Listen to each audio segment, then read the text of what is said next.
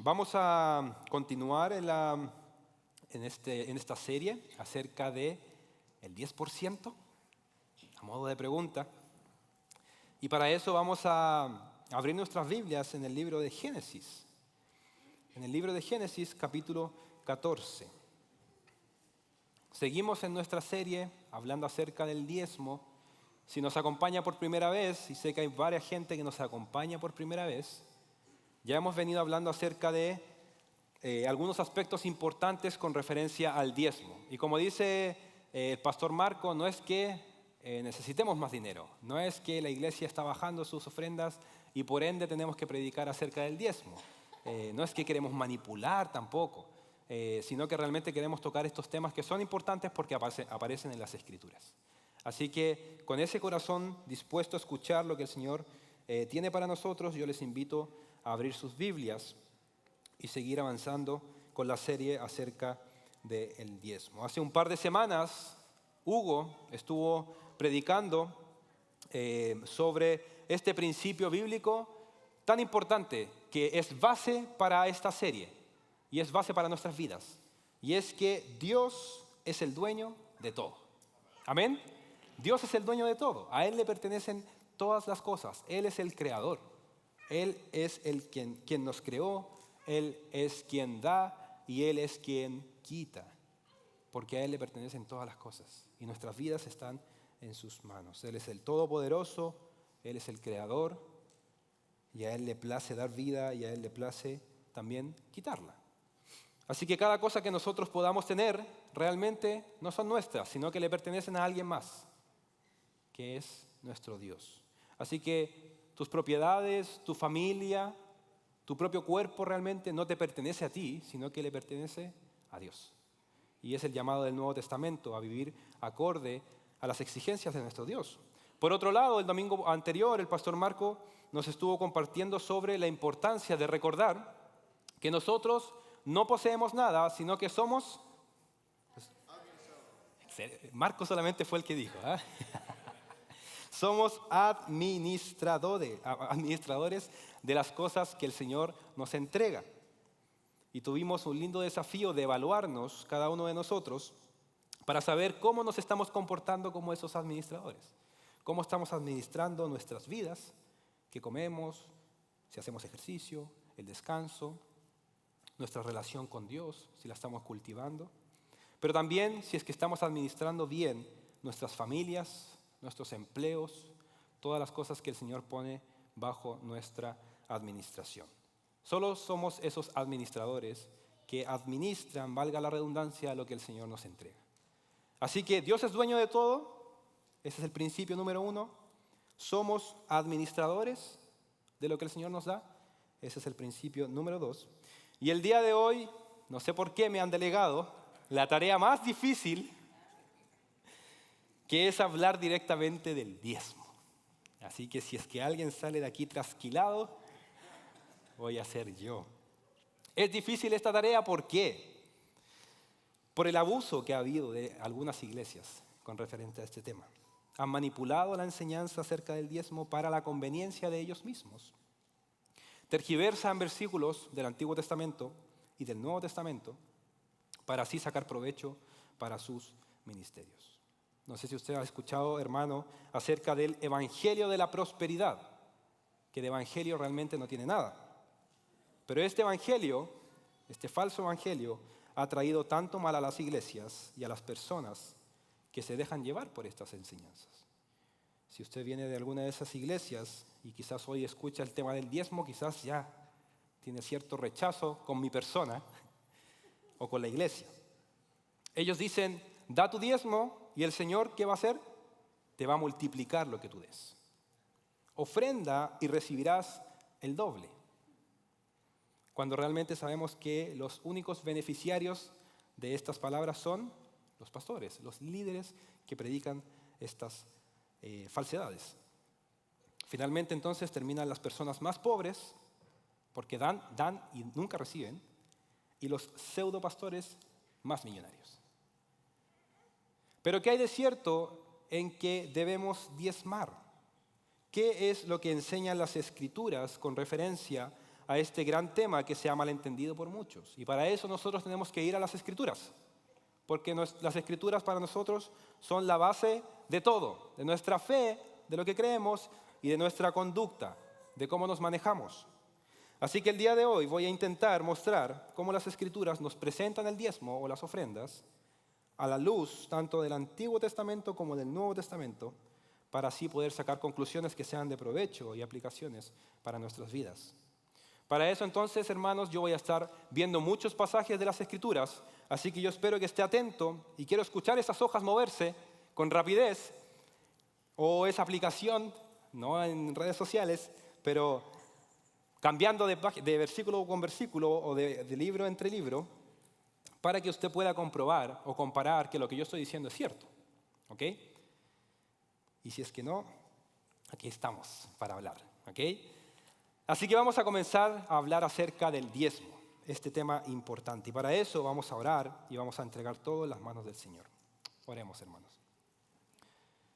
Bendito Padre Celestial, venimos ante ti reconociendo en primer lugar que tú eres el Dios creador y sustentador del universo. Tú gobiernas, Señor, tú reinas, tú dominas todo, Señor. En tus manos están nuestras vidas. En tus manos está este mundo. Tú decides cuándo todo esto acabe, cuándo nuestras vidas finalicen. Por eso venimos ante ti, Señor, porque necesitamos sabiduría de ti y necesitamos vivir en dependencia de ti para poder entender lo que tu palabra nos muestra con referencia a este tema tan importante, el diezmo. Abre nuestros corazones, abre nuestra mente y ayúdanos a poder entender tu palabra. Y ayúdame, Señor, en mi debilidad como ser humano, a poder predicar un pasaje tan importante, una predicación tan importante con la guía de tu Espíritu Santo. Te lo pido, Señor, y te ruego por esta iglesia en el nombre de Jesús. Amén. Antes de continuar, hermanos, les pido perdón porque estoy un poco enfermo, ya saliendo de la enfermedad, pero me van a escuchar un poquito gangoso, ¿ok? Perdón por eso, hermanos. Pero vamos a aprovechar esta hora que tenemos. No, tampoco, son 30 minutitos. Vamos entonces, hermanos, a hablar acerca del diezmo y para eso les pido que abran sus Biblias nuevamente en Génesis 14. Quizás muchos de nosotros, al hablar acerca de diezmo, al hablar acerca de las ofrendas, nuestro primer llamado que hacemos es ir a la ley, ¿cierto? Ir a Levítico, ir al libro de Números, para ver cómo la ley de Moisés establece lo que es el diezmo para el pueblo de Israel, quien dio muestra de esta práctica, de este ejercicio, y que acompañó al pueblo durante toda su existencia.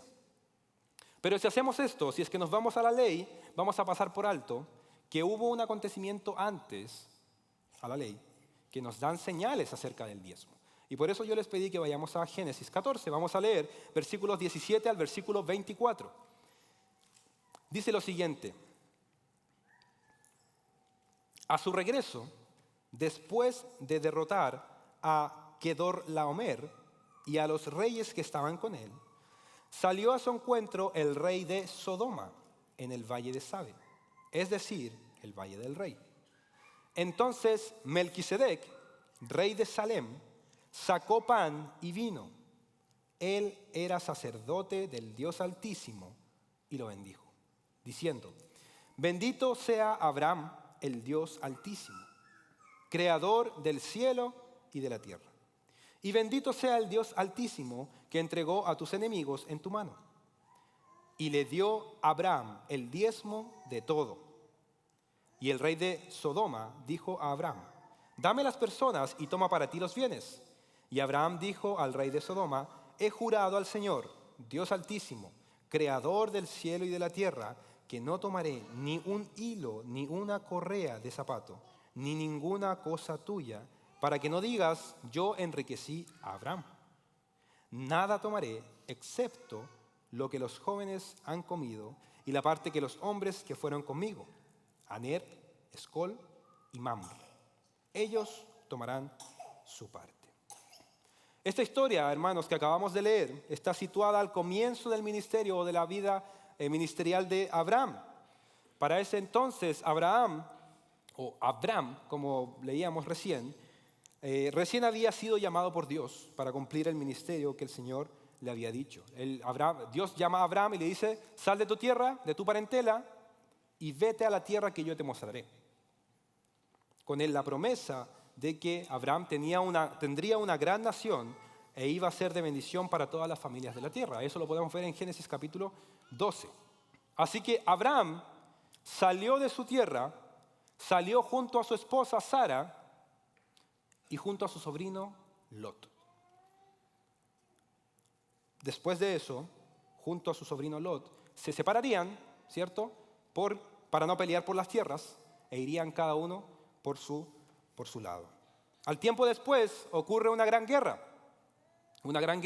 entre algunos reyes de la tierra. Y Lot, el sobrino de Abraham, es apresado por este rey Kedorlaomer, el rey de Elam. Y Abraham escucha esto y dice, tengo que ir a rescatar a mi sobrino.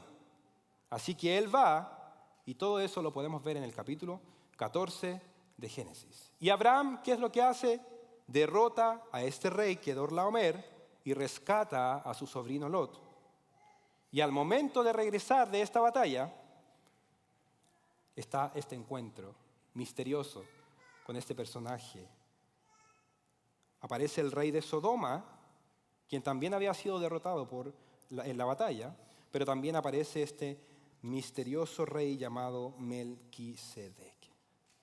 Ahora, las Escrituras no dicen mucho acerca de Melquisedec, pero relatan que él era rey, pero a la vez también era sacerdote de Dios. Ahora, recordemos que los sacerdotes ni siquiera existían para ese entonces, porque no estaban establecidos bajo la descendencia de Abraham. Los sacerdotes serían los descendientes de Leví. Y para ese entonces ni siquiera Abraham tenía hijos. Pero aparece este hombre misterioso, quien era rey y era sacerdote. Ahora, otra cosa que vemos de este hombre es que él era rey de Salem, que puede ser otro nombre para Jerusalén. Ahora, sin entrar en detalles sobre quién es este Melquisedec, porque algunos dicen que es Cristo preencarnado, otros dicen que no, solamente era un hombre más, pero que apuntaba a Jesucristo. Sin entrar en detalles, enseguida, después de este encuentro, lo que ocurre es que Melquisedec bendice a Abraham. Y Abraham lo que hace en respuesta de esta bendición es darle los diezmos de lo que había ganado en esta batalla contra estos reyes. Así que esta es la primera vez que vemos la palabra diezmo en las Escrituras. Muchos son los puntos importantes sobre este evento y voy a recalcar solamente dos. En primer lugar, Abraham le dio los diezmos a este rey antes de que estuviese especificado en la ley. Porque la ley todavía no había sido establecida. La ley se iba a dar un par de años más, pero Abraham le dio los diezmos a este hombre Melquisedec. Lo que nos hace ver que la ofrenda que le entrega Abraham era una ofrenda voluntaria. No está basado en la ley judía, porque la ley todavía no existía. Así que Abraham decide entregarle los diezmos a Melquisedec. En segundo lugar, lo que podemos rescatar de este encuentro es que al entregarle el diezmo a este personaje misterioso, Abraham nos muestra la superioridad que tenía Melquisedec sobre él. Y por ende, la superioridad que tenía Melquisedec sobre todo el pueblo de Israel, incluso los levitas. Así que Melquisedec era alguien al quien Abraham vio con mucho respeto. Por eso le entrega los diezmos, de manera voluntaria, pero también al ver que era alguien de peso, alguien de respeto. Ahora, si vamos a Hebreos, como les dije, vamos a estar brincando, así que vayamos a Hebreos, porque el libro de Hebreos también nos habla de este encuentro y nos da un poco más de detalles y nos arroja un poco más de luz acerca de este Melquisedec y el encuentro que tuvo con Abraham. Vamos a leer Hebreos capítulo 7, versículos del 1 al 10. Dice lo siguiente: porque este Melquisedec, rey de Salem, sacerdote del Dios Altísimo, salió al encuentro de Abraham cuando éste regresaba de la matanza de los reyes y lo bendijo. Abraham le entregó el diezmo de todos los despojos, cuyo nombre significa primeramente rey de justicia y luego también rey de Salem, esto es, rey de paz. Este Melquisedec, sin padre, sin madre, sin genealogía, no tiene principio de días ni fin de vida, siendo hecho semejante al Dios, al Hijo de Dios, permanece sacerdote a perpetuidad. Versículo 4. Considerad pues la grandeza de este hombre a quien Abraham, el patriarca, dio el diezmo de lo mejor del botín. Y en verdad, los hijos de Leví, que reciben el oficio de sacerdote, tienen mandamiento en la ley de recoger el diezmo del pueblo, es decir, de sus hermanos, aunque estos son descendientes de Abraham.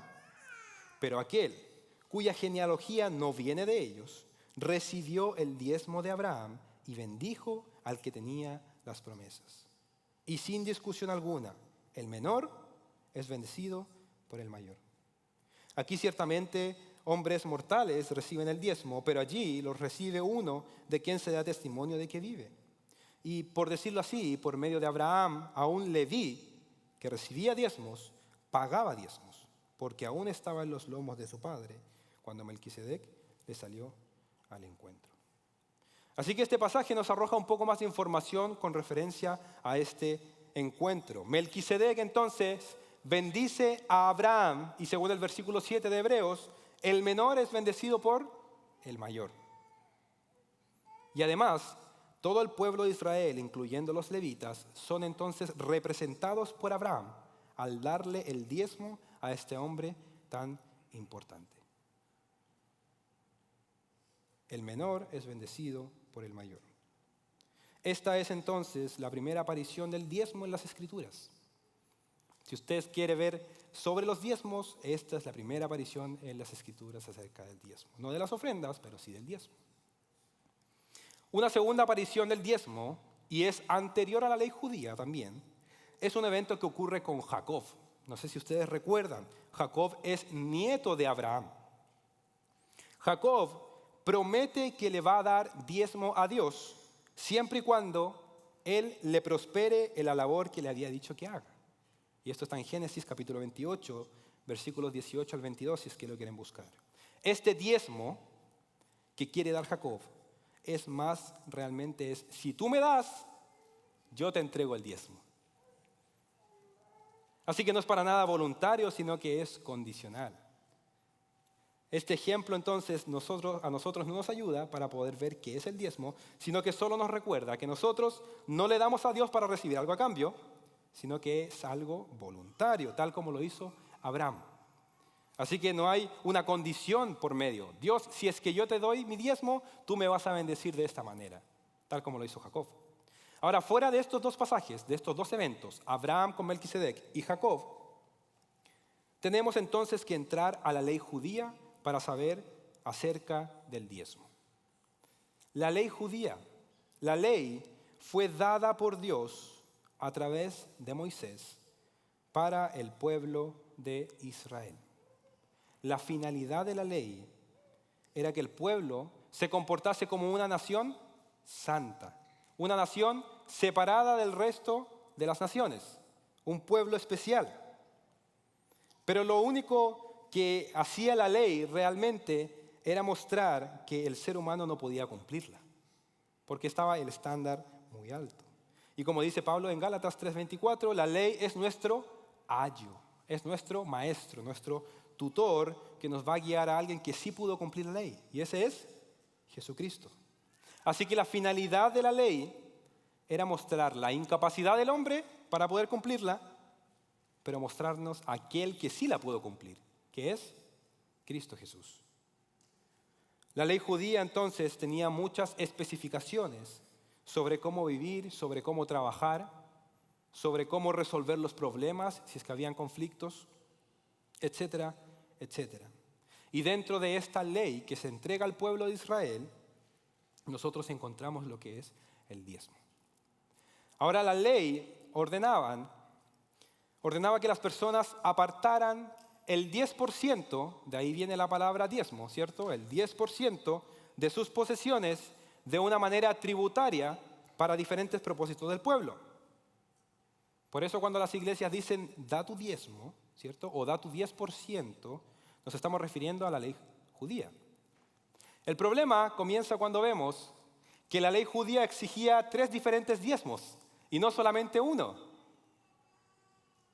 El primer diezmo era un diezmo regular que se le pedía al pueblo de Israel y que se daba cada año. Y la finalidad de este diezmo era apoyar a los sacerdotes y la obra del templo. Ese era el primer diezmo que era exigido por la ley. El segundo diezmo era un diezmo del festival, que era para la celebración de las fiestas requeridas. Y ese diezmo también se daba cada año. Así que ahí ya tenemos ¿cuánto por ciento? 20%. Y había un tercer diezmo que se tomaba cada 3 años y era el diezmo de caridad. Este diezmo servía para los levitas, para los extranjeros, para los huérfanos, para las viudas. Si esto es cierto, hermanos, los israelitas entonces fueron obligados a dar no el 10%, sino ¿cuánto? 23.3% de sus ingresos, porque el tercer diezmo se daba cada 3 años. Así que 10% dividido en 3, 3.3. 23.3% era lo que la ley exigía, por lo menos para el pueblo de Israel. Así que si es que nosotros quisiéramos seguir al pie de la letra la ley del Antiguo Testamento, entonces tenemos que dar no el 10%, sino 23.3% de nuestros ingresos. Y ahí ya no nos gustó, ¿cierto?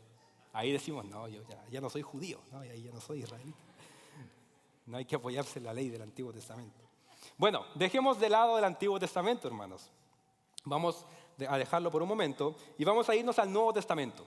Porque como les digo, quiero mostrarles las Escrituras cómo aparece el diezmo en diferentes ocasiones. Y para eso vamos entonces a ver cómo Jesús habló acerca del diezmo. Y no hay muchas apariciones. Pero vamos a irnos a Mateo capítulo 23 para ver este episodio. Mateo capítulo 23, vamos a ver a Jesús y el diezmo.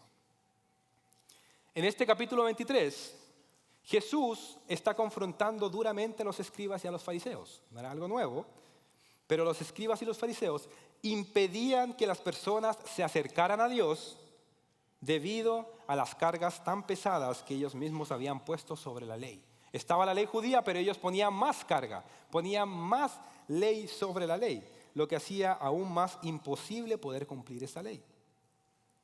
Dentro de este fuerte discurso que vamos a ver en el capítulo 23, que es conocido como los ayes en contra de los fariseos y los escribas, Jesús menciona algo acerca del diezmo. Dice el versículo 23, capítulo 23, versículo 23 de Mateo. Jesús hablando, dice, ay de vosotros, escribas y fariseos, hipócritas, porque pagáis el diezmo de la menta, del eneldo y del comino, y habéis descuidado los preceptos de más peso de la ley, que son la justicia, la misericordia y la fidelidad. Y estas son las cosas que debíais haber hecho sin descuidar aquello. Los fariseos y los escribas eran tan legalistas que incluso ordenaban que se diera el 10% de las cosas tan pequeñas como la menta, el eneldo y el comino. De hecho, eso ni siquiera estaba en la ley, porque el diezmo que requería en la ley de Moisés solamente requería que los agricultores que preparaban el terreno dieran el 10% de sus posesiones. Pero las personas que adquirían estas cosas, compraban estas cosas, no era requerido dar el 10% de eso. Pero a pesar de eso, Jesús no contradijo que ellos diezmaran. Él no les dijo, dejen de hacerlo, sino que Él corrigió la actitud del corazón de los fariseos al hacerlo. Ellos entonces estaban descuidando las cosas que eran más importantes, la justicia, la misericordia y la fidelidad, con el fin de aparentar piedad frente a las personas. Así que Jesús les dice, esto debían haber hecho sin dejar de hacer lo otro. El diezmo debía ser una ofrenda alegre y de agradecimiento a Dios, pero los escribas y los fariseos la habían convertido en una carga pesada. Así que Jesús no les dijo, dejen de hacerlo, sino que Jesús lo que hace es atacar la actitud del corazón de las personas al momento de hacerlo, en específico los escribas y los fariseos. Así que al parecer, el tema del diezmo en el Nuevo Testamento va cobrando otro significado o otro sentido para Jesús en el Nuevo Testamento. No bastaba con dar el 10% de las posesiones, sino que Jesús les está demandando un corazón recto delante del Señor a la hora de hacerlo. Vamos a ver otro ejemplo, hermanos. Y esta es la segunda vez que aparece la palabra diezmo en el Nuevo Testamento. Lo vamos a encontrar en Lucas capítulo 18. Vamos nuevamente, Lucas capítulo 18. Y esta es la parábola que está hablando Jesús con referencia al fariseo y al publicano. Jesús cuenta esta parábola sobre dos personas que se acercan al templo a orar. Uno era un fariseo y el otro era un recaudador de impuestos. Lo que dice Jesús entonces es que el fariseo, al acercarse al templo a orar, se puso en pie y él oraba dando gracias y diciendo: gracias porque no soy como este recaudador de impuestos, sino que lo que yo hago es ayuno 2 veces por semana y doy el diezmo de todo lo que gano. Ahí está nuevamente la palabra diezmo. Por su parte, el cobrador de impuestos estaba a cierta distancia, ni siquiera se quería alzar sus ojos al cielo, sino que lo que él repetía y repetía en el versículo 13 del capítulo 18 es: Dios, ten piedad de mí, que soy pecador. El contraste es marcado. Finalmente Jesús concluye diciendo lo siguiente en el versículo 14: os digo que el recaudador de impuestos, descendió a su casa justificado, pero aquel no. Porque todo el que se ensalza será humillado, pero el que se humilla será ensalzado. Nuevamente Jesús cambiando toda la mentalidad de los fariseos. Ahora, fuera de estos pasajes, hermanos, más el que ya leímos en Hebreos, con referencia a Abraham y Melquisedec del Nuevo Testamento, nosotros no vamos a encontrar nuevamente la palabra diezmo, o Jesús hablando acerca del diezmo. Curiosamente, los dos pasajes en los que Jesús habla al respecto de esto no es para negar la acción de dar, sino que es para corregir el corazón de las personas que estaban dando. Esto ya nos trae luz acerca del diezmo, espero. Más allá de si das el 10% o más, lo que importa es la actitud del corazón de lo que estás haciendo. Para consolidar esta idea, tenemos muchos versículos del Nuevo Testamento que nos van a mostrar este mismo principio. Lo que importa es el corazón. Si nos vamos a Hechos, vamos a ver la iglesia creciente, la iglesia primitiva en Jerusalén. Después de Pedro dar este potente sermón en donde hubo un potente avivamiento, donde 3,000 personas o más creyeron en el Evangelio y se añadieron a la iglesia, vemos que los creyentes estaban reunidos y nos dice Hechos capítulo 2, versículos 44 al 47, dice lo siguiente: todos los que habían creído estaban juntos y tenían todas las cosas en común. Vendían todas sus propiedades y sus bienes y los compartían con todos, según la necesidad de cada uno. Día tras día continuaban unánimes en el templo y partiendo el pan en los hogares, comían juntos con alegría y sencillez de corazón, alabando a Dios y hallando favor con todo el pueblo.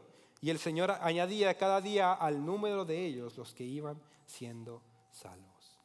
De nuevo, la alegría y la sencillez de corazón destacan como una característica, un elemento importante de estas personas, que se despojaban de sus cosas, de sus posesiones, y las repartían con todas las personas.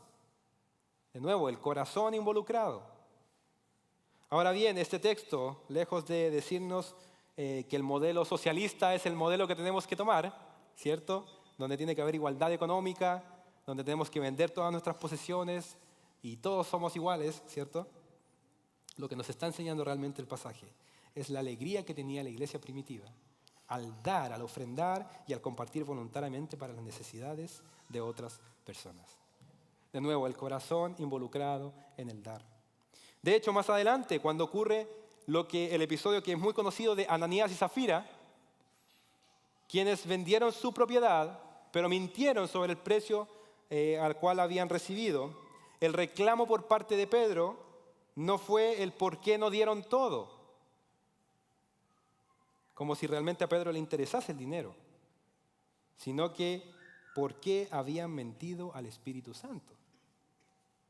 El dinero realmente no era suyo, era suyo, dice Pedro, era de ustedes. Podían hacer con el dinero lo que ustedes quisieran. Pero el mentir sobre el precio en que vendieron la propiedad era lo que estaba mal. Así que en este ejemplo no vemos un monto de 10% exacto, sino que mucho más. La iglesia vendía todas sus posesiones y lo daba para que todos tuvieran. Pero nuevamente, y tal como lo hizo Jesús, vemos el corazón de las personas que estaban ofrendando. Lo hacían alegremente y con sencillez de corazón. Ahora vamos a revisar un último pasaje, hermanos. Un último pasaje en el Nuevo Testamento que está en 2 Corintios capítulo 9, versículos del 5 al 12. 2 Corintios 9, versículos 5 al 12. En este versículo Pablo se encuentra dando instrucciones a la iglesia que ya conocemos mucho, a la iglesia de Corinto, y él les dice lo siguiente con referencia a las ofrendas. Dice versículo 5. Así que creí necesario exhortar a los hermanos a que se adelantaran en ir a vosotros y prepararan de antemano vuestra generosa ofrenda ya prometida, para que la misma estuviera lista como ofrenda generosa y no como por codicia.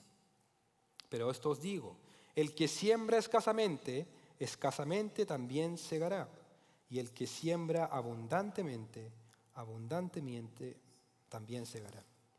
Que cada uno dé como propuso en su corazón, no de mala gana ni por obligación, porque Dios ama al dador alegre.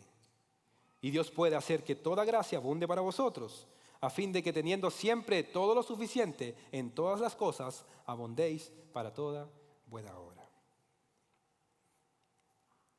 Nuevamente, hermanos, vemos el patrón repetido del Nuevo Testamento. Nos habla de un corazón alegre, no de mala gana ni por obligación, porque Dios ama al dador alegre. Por eso hablamos acerca de las ofrendas, el diezmo.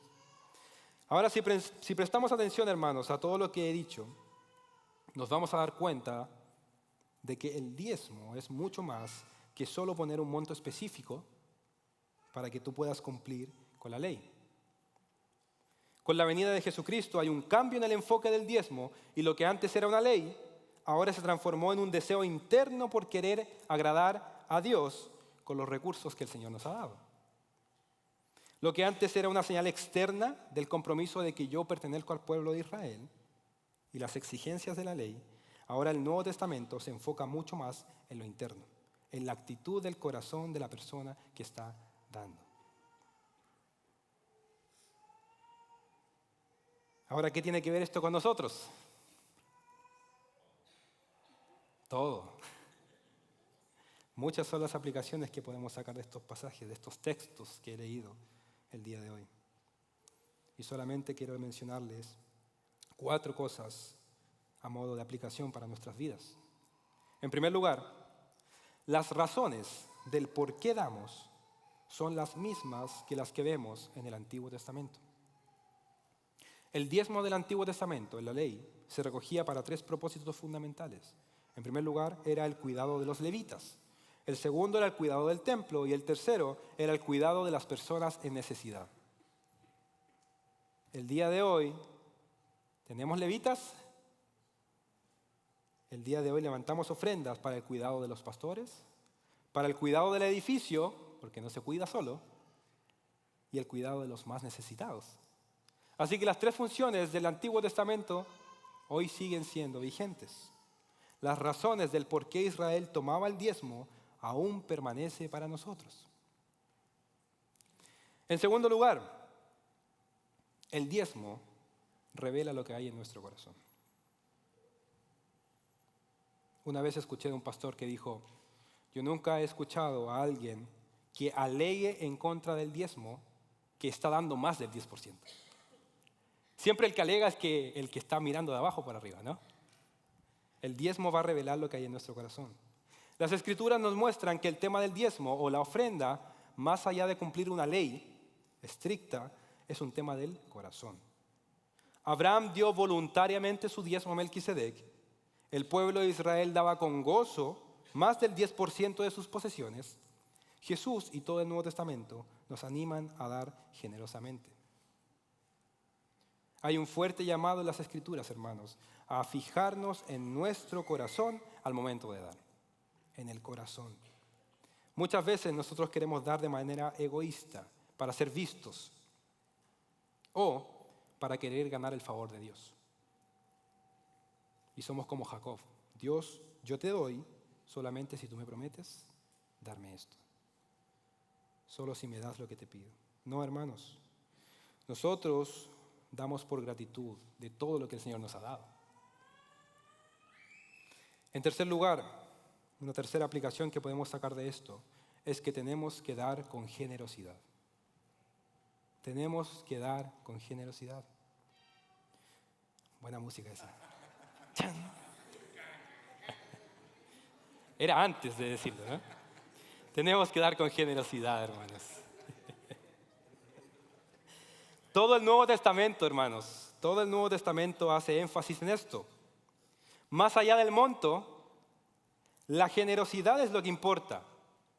Recordemos el ejemplo de la viuda que solamente dio 2 monedas, pero era todo lo que tenía. Y lo hizo con generosidad. De esa manera debemos dar sacrificialmente y generosamente de nuestros recursos. No hablamos de un 10% como ley, sino de un corazón generoso.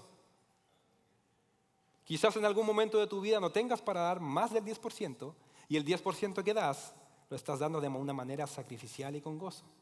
Pero quizás en otra ocasión tú tengas más y ese 10% no signifique nada para ti, no sea sacrificial. Por eso el Nuevo Testamento recalca la generosidad como un principio importante para nuestras vidas. Así que mientras tú puedas dar, da con generosidad. Si eso significa dar más del 10%, gloria a Dios, porque el Señor te ha prosperado en tu vida. Pero si aún no has comenzado a dar, mi llamado es que lo comiences a hacer. No porque la ley nos va a caer encima, no porque Dios nos va a castigar, sino porque realmente trae gozo al corazón el poder hacerlo. Da con generosidad, porque Dios ama al dador alegre. Así que damos por generosidad lo que el Señor nos ha dado. Y en cuarto lugar, hermanos, un cuarto principio o aplicación que podemos sacar es que imitemos a Cristo al dar. Algunos dicen que el 10%, algunos piensan que el 10% es el techo al cual nosotros tenemos que llegar. Ahora imagínense si es que Cristo hubiese pensado de esa manera. Cristo no diezmó su vida, sino que Él se entregó por completo. Y Él puso a nuestra cuenta todas las riquezas espirituales que nosotros podamos tener. Y en respuesta a eso nosotros damos. Así que el 10%, hermanos, no es el techo, sino que es el piso de donde nosotros podemos comenzar a dar. Damos con generosidad, en abundancia e imitando la obra de Cristo a nuestro favor. Así que, hermanos, examinemos nuestras vidas a la luz de estas aplicaciones. Pidámosle al Espíritu Santo que nos permita dar libremente, con gozo y con generosidad.